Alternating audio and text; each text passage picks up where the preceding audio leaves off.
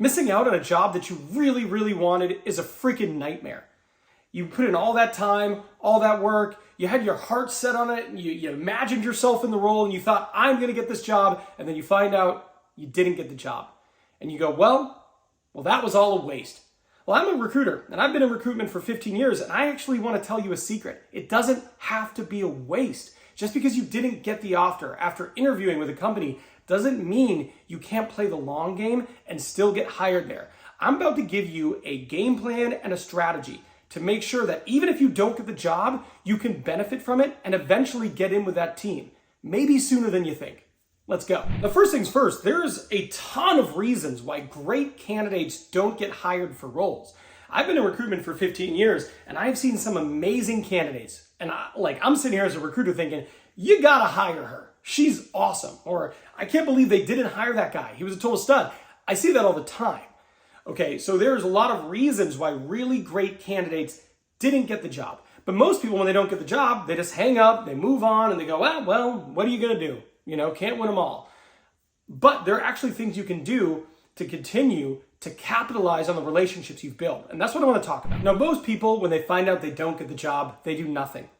Here's what I want you to do. I want you to do what almost no candidate does. I want you to send a thank you email after you are notified you did not get the job. Now, what does this look like? You really need to accomplish 4 or 5 things. The first thing you want to do is thank the hiring manager for their time. You want to send them an email, hey, Bill, I just want to say, I know this didn't go the way I wanted, and I know you've hired somebody else for your team, but I really want to thank you for your time. I know you took time out of your day to meet with me. You answered a lot of my questions, and I really appreciate the time and effort you put into my interview process. The next thing you want to do is you want to wish them luck with the person they hired instead of you. Now, this seems crazy, but I'm telling you, do it. Say, so you said all that, follow up by saying, I wish you great success with the person you hired. I'm sure they're an awesome candidate. Something like that, right? It's a small thing, but wish them luck with the person they're bringing onto their team. Think about it from their perspective. They had a hole on their team. They probably interviewed a ton of people, and they feel like they've hired a great person. They probably think you're great too, but you're congratulating them on getting the job done. Now, the next thing I want you to do is I want you to reference something about them, about the company, about the team that stood out to you, right? So you can say, one of the things that really stood out to me when I interviewed with your team was just how well they seemed to get along and how focused they were on the future and innovating.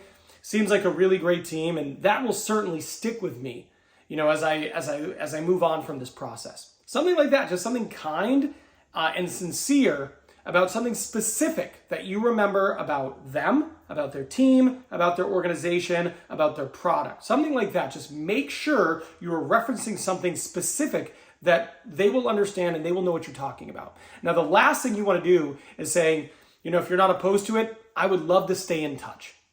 It's as simple as that. That email will take you 2 minutes to write, and then you'll send it.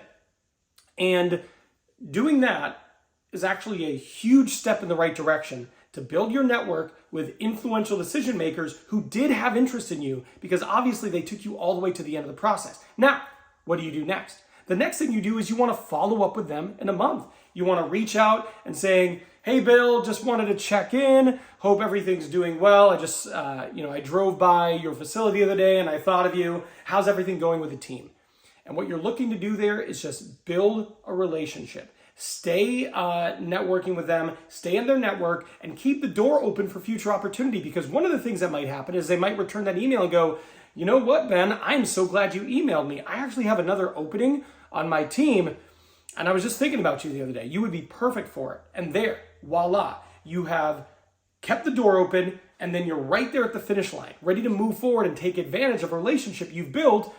Not like that, but take advantage of the hard work you did and get that offer and join their team. Now, the reality is they might not that 1 month respond and say, we have a job for you. Most of the time that won't happen. Some of the time it will happen. But most of the time you're going to need to stay consistent. So what I recommend doing is I recommend putting it in a spreadsheet and following up once a month and just checking in, seeing how they're doing, networking with them. You want to vary it up so it's not the same email every single month. You don't want it to be like that. add some creativity to it.